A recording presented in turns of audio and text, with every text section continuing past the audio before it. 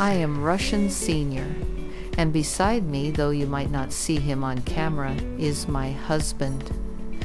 We are a retired couple living in a small Russian town.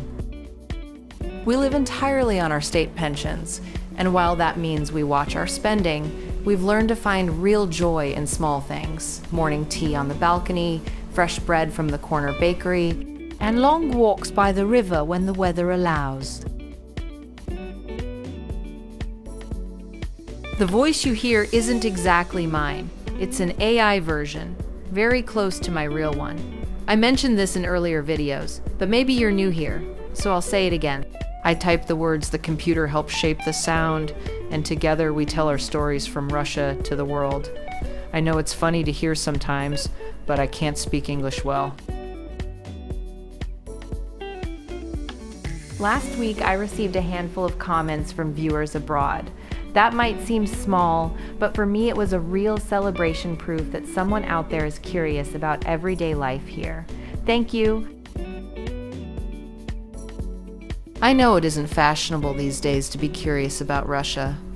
That makes me a little sad, because our daily life is full of kind, ordinary people who simply want to live peacefully, just like anywhere else. In today's episode, we'll take you along on a small journey through our town. First, we'll stop at a big home improvement store. It used to be the French chain Leroy Merlin, but after the recent sanctions, it now carries a different sign, Lamanna Pro. Inside, the shelves look surprisingly full. We'll compare prices with what you might know from the US or Canada and talk about how Russians keep renovating their homes even when familiar brands disappear. Then we'll drive through a few neighborhoods so you can see our streets, bus stops, and apartment buildings. I'll tell you about what it's like to work or to retire in a small town, the jobs people do, the comforts we have, and how far a pension really stretches. You might be surprised by the balance of low costs and small challenges. Finally, we'll visit the local waste sorting station to see how recycling is organized here. Some neighbors separate their trash carefully, others don't bother. It's a young system, still learning, and I'll show you how it actually works. So make yourself a cup of tea and join us for an ordinary Russian day. Along the way, you might discover that despite politics and headlines, our lives are not so different from yours.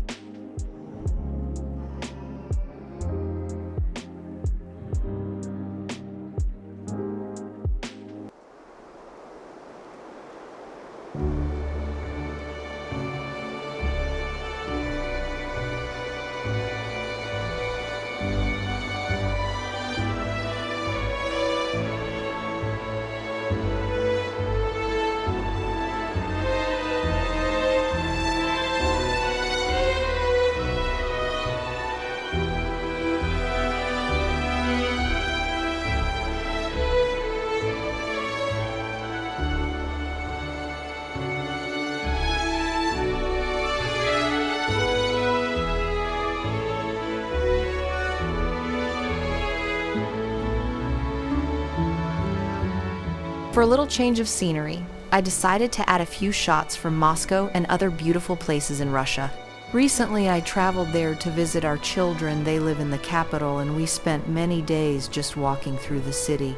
I took my small camera along and captured bits and pieces of those walks.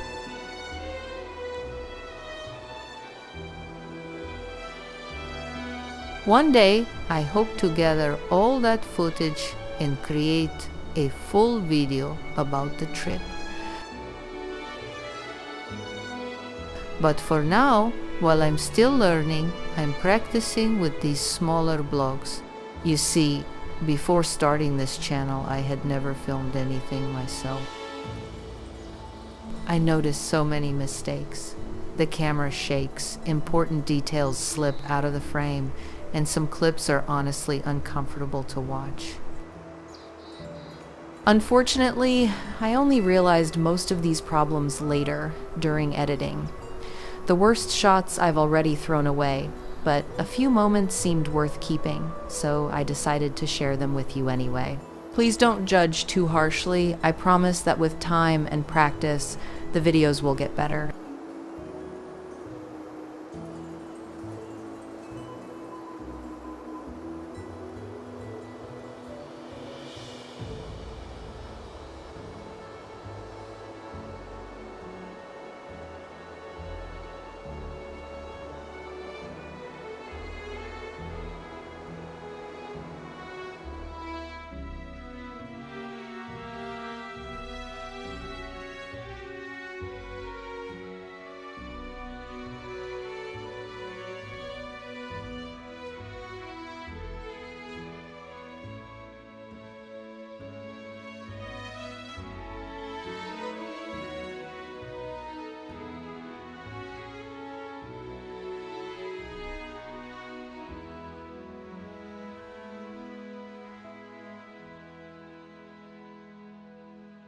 So, here are those little glimpses of Moscow and a few other lovely corners of Russia, just for a bit of beauty before we return to our everyday town life. Today, our little trip begins at the big home improvement store that locals still call Leroy Merlin, even though the sign now reads Lamanna Pro. The mission is to buy pipes for the bathroom. There's always another project waiting in the house that was built with our own hands.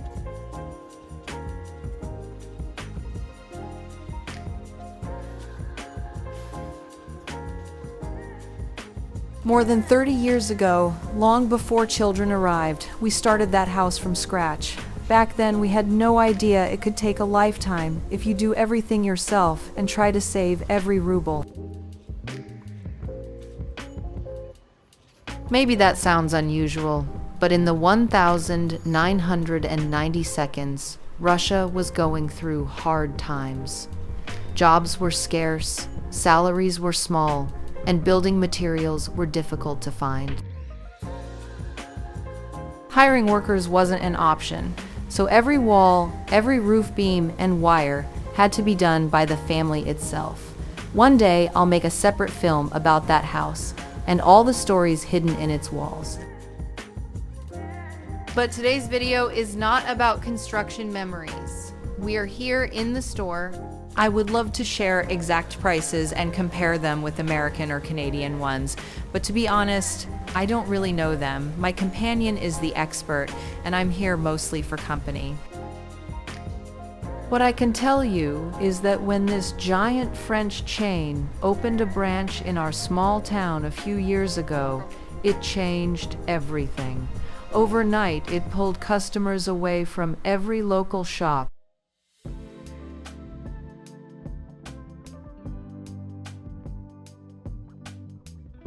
This place still feels impressive.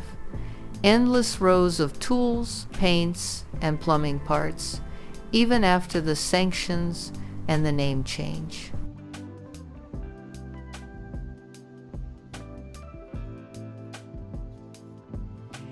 Many shoppers, including us, can wander these aisles for hours, checking every shelf and imagining the next small improvement for a forever unfinished home. So while the necessary pipes and fittings are compared and chosen,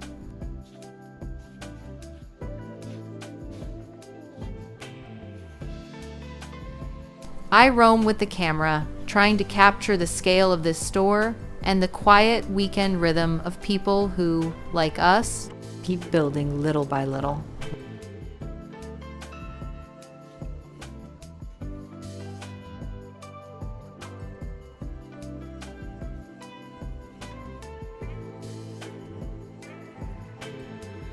We really love this store.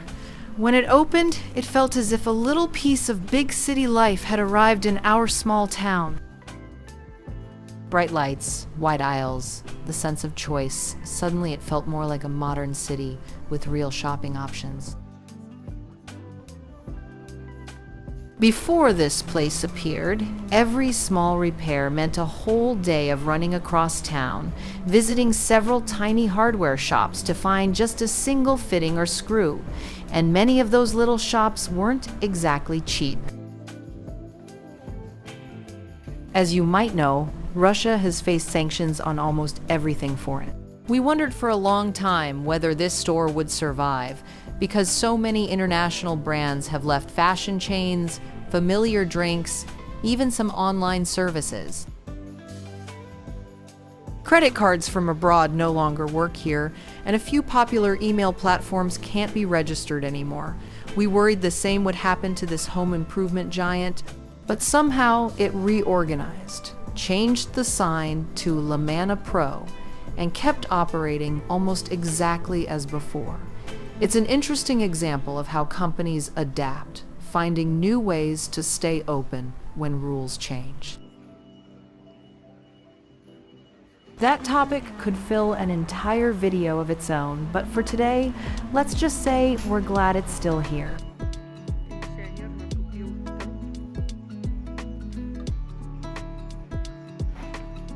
While I film these endless rows of plumbing parts, my companion carefully compares pipes for the bathroom sink. Another round of upgrades is underway.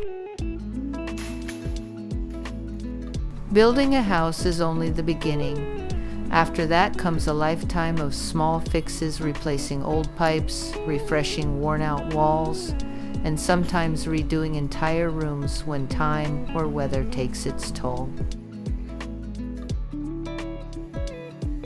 This quiet weekend ritual, searching, choosing, planning, has become part of our life, a rhythm of building and rebuilding that never truly ends.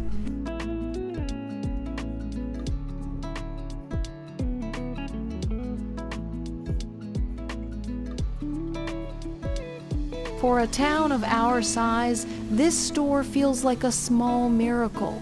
Outside, the streets are quiet and low, but here, the ceiling lifts you into a different world. There is music playing softly, something international, the kind of background tune you'd hear in a mall in Toronto or Paris. It gives the strange sense that you've crossed a border without moving an inch. Before this place opened, shopping for repairs was an expedition. Imagine carrying a handwritten list through cold wind, walking from one cramped shop to another, only to find that the needed screw was out of stock. Now it's all under one roof. Screws sorted by millimeter, nails sold by weight, even doors and bathtubs displayed like sculptures. The difference still amazes us.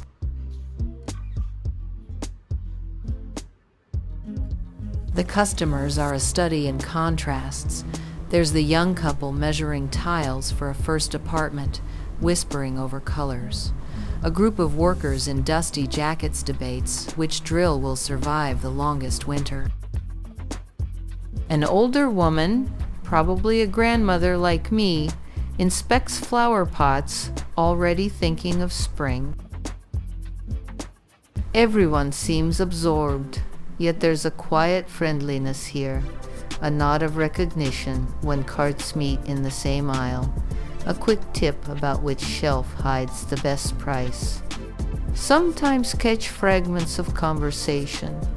This hinge is Chinese but solid, someone says. Better than last year. Another shopper sighs at a new shipment of wallpaper. Too bright for a small room, but perfect for a hallway. These small exchanges remind me that home building is part practical need, part dream.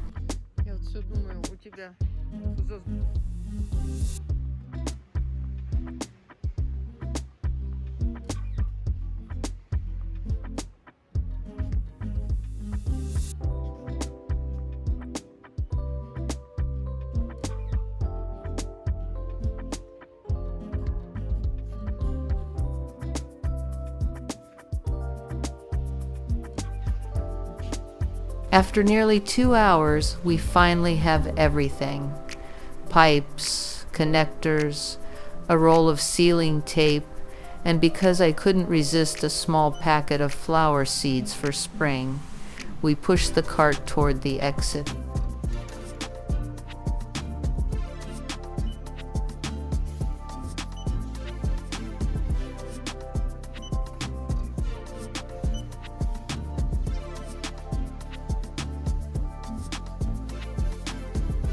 Outside, the daylight feels sharper, the air colder. The big green sign of Lamanna Pro towers above the parking lot, a bright square against the gray sky.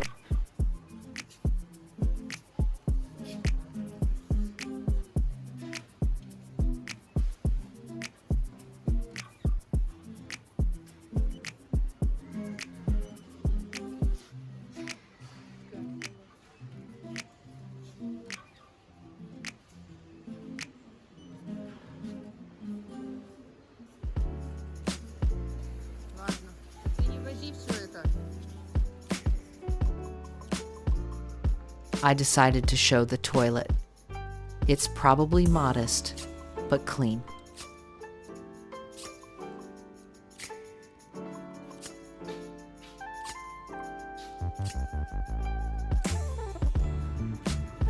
Right now we are driving home from the store. We'll pass through much of the city, and you can take a look at the views and get a sense of life in a small Russian town.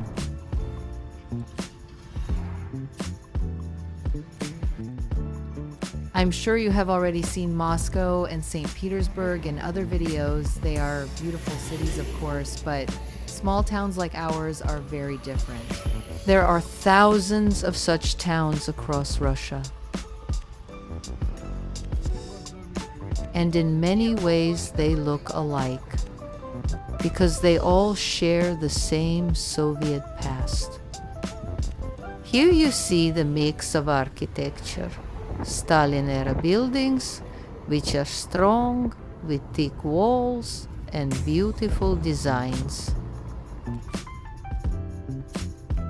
Then the Khrushchevka's quick, mass-produced housing blocks, plain and grey today, but very typical for Russia.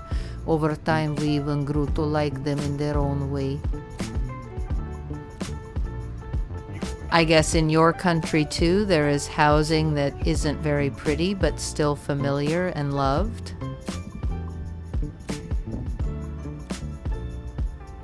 Alongside these, you see shopping malls from the 1992nd.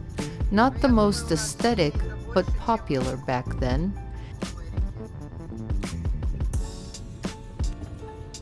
And now also new modern apartment complexes. The new buildings often look more cheerful, with brighter colors and playgrounds. Finally, our country decided the home should be not only practical, but also nice to look at. Still, most people continue to live in older buildings, since many of them are in good condition. In the city center, historic houses are being restored, giving the streets a more European look. In recent years, our city has really improved, and walking here has become much more pleasant. Our town is almost 1,000 years old, with a deep history. Only now people are beginning to highlight that heritage, which brings some tourists and also makes us feel proud. I would love to hear what you think of our city, because outsiders notice details we locals overlook. Different times and eras left us very different architecture, from 18th century merchant houses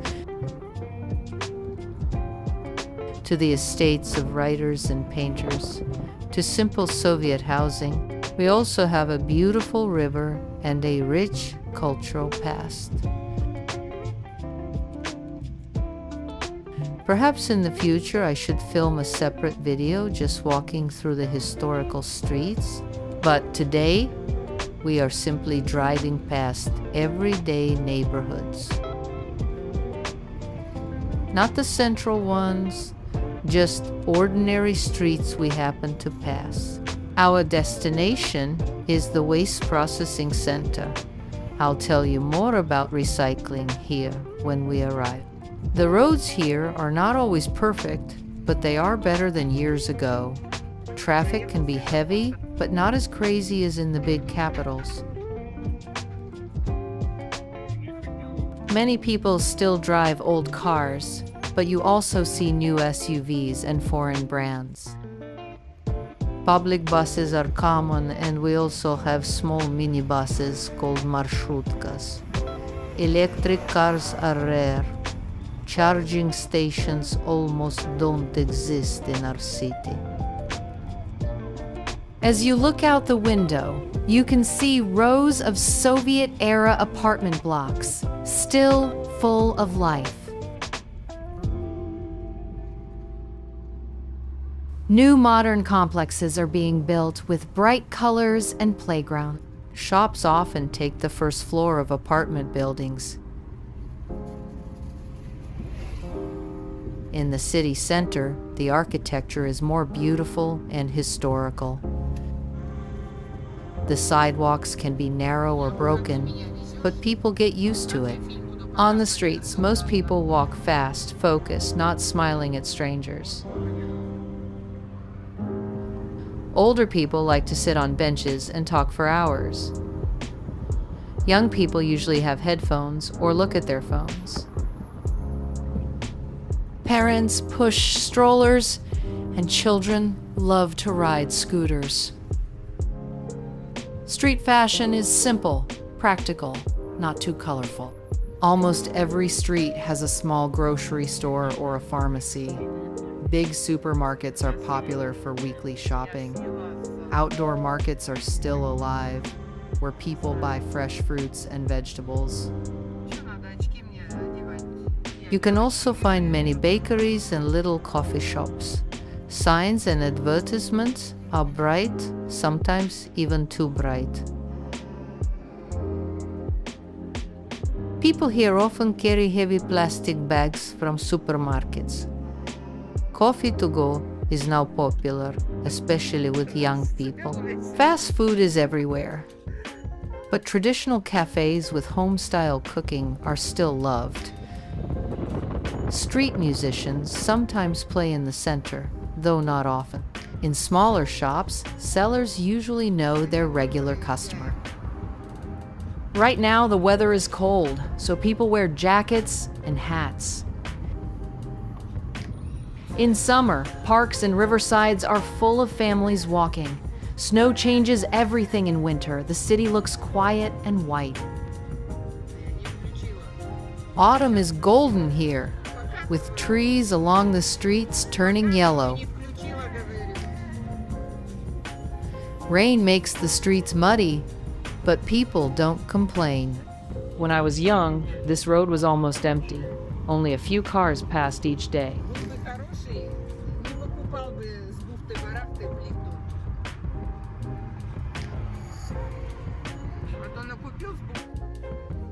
Shops were small, with long lines, and we had far fewer products to choose from.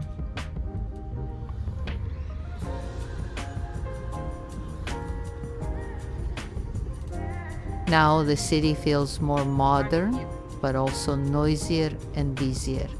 I remember when this supermarket first opened, it was a big event for us. Some places have looked the same for 40 years, others change every year. Thank you for riding with us today. Tell us in the comments how your cities look. Do you also film roads in everyday life? It would be interesting to see. Maybe next time we will show you our local market or take you on a walk with our dogs. Please write if this kind of vlog is interesting for you. As we keep driving, Let me tell you a little more about daily life here. Our city is not very large, but it has everything we need. You can see small shops almost on every corner, and for many people, these shops are more convenient than big supermarkets. You run down to buy a loaf of bread, a carton of milk, or maybe some fresh vegetables, and you don't need to drive anywhere. People often greet the shopkeepers by name, especially older customers who have been shopping in the same place for years. There is a certain coziness in that you are not just a customer, you are a neighbor. Bigger supermarkets, of course, are where we go once a week, usually by car. We buy a full cart of groceries, enough for the whole week. There are imported products there, but also a lot of local ones. For example, milk and dairy products are usually produced in nearby regions. Bread is baked fresh every day. People in Russia really love bread. And we have so many kinds. Rye bread, wheat bread, bread with seeds, black bread, white bread. I know in the US. People eat more toast bread or buns, but here, a fresh loaf with a thick crust is something we cannot live without. And meat, pork, and chicken are the most popular because they are cheaper. Beef is more expensive, so people eat it less often, maybe for holidays or when they want to make something special. Sausages are also very common. My husband, for example, loves Belarusian sausages. They cost a little more. But he says the quality is much better, and I agree. Cheese is something that has become more varied in recent years. Before, we had mostly simple local cheese. But now stores offer many different types, including foreign-style cheeses made here in Russia. If you look at the people in the supermarket, you can see how habits are changing. Young families often buy yogurt, coffee to go, ready-made salads, things that save time. Older people like us still prefer to cook at home. We buy flour, potatoes, cabbage, carrots, and cook soups, stews, and pies. Cooking at home is still very important here, and many families eat together in the evening. I think this is something that maybe is not so common in bigger Western cities anymore. Another interesting thing is outdoor markets. We still have them, even in winter. Farmers and private sellers bring vegetables, berries, honey, and homemade pickles. People trust these sellers more than big stores because they know the food is fresh and natural. Of course, not everyone can afford it because prices can be higher. But for many, it is worth it. In summer, markets are full of bright colors: strawberries, cherries, cucumbers, tomatoes. In autumn, you see apples, pumpkins, mushrooms. In winter, mostly potatoes and cabbage, but also jars of jam, pickled cucumbers, and homemade juices. Now, about pharmacies, you will see them everywhere, sometimes 2 or 3 on the same street. Medicines are relatively affordable compared to some countries. People here often buy vitamins, herbs, or traditional remedies. It's quite common for Russians to trust both modern medicine and folk medicine. My grandmother, for example, always believed in herbal teas. And even now, many people drink chamomile or linden tea when they feel sick. Pharmacies are also places where you can buy small household items, shampoo, toothpaste, sometimes even snacks. Driving through the city, you also notice how people spend time outside. On benches, older people sit and talk. They can spend hours discussing news, health, grandchildren, or simply watching life go by. Younger people move faster, headphones in, always on their phones. Children love scooters and bicycles, and every new playground is full of kids. Our city has been building more playgrounds and sports fields, which is a good sign. When we were young, there were fewer places like that. Let me tell you about transportation. As I said, many people drive old cars. My husband still repairs ours himself, like many men of his generation. But new cars appear to SUVs, imported brands, or domestic lattice. Public transport is still very important. Buses and marshrutkas run everywhere, and for some people, they are the only way to get around. Tickets are cheap, so even pensioners can afford them. Electric cars are rare, but I believe in the future we will see more. For now, we don't even have charging stations. Maybe only one or two in the whole city. Walking along the streets, you'll see a mix of signs. Some are bright, modern, almost too flashy. Others are old and fading. Cafes and bakeries are popular.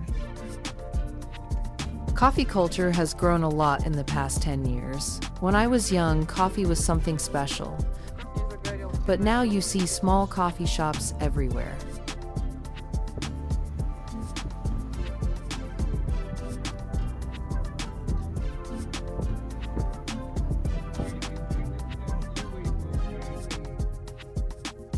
Майка как раз был нормальный, июнь был дождливый. Нормально, я бы загорал нормально.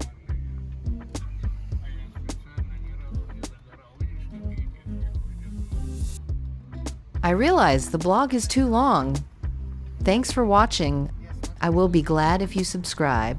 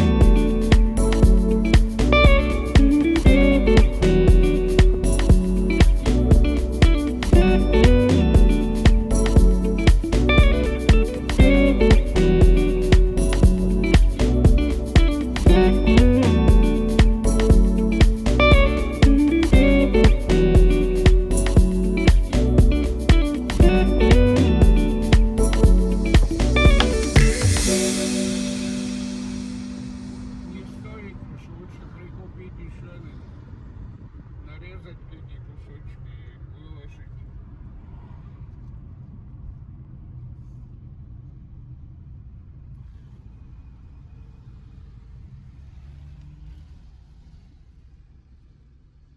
Плитка нормальная, мне нравится.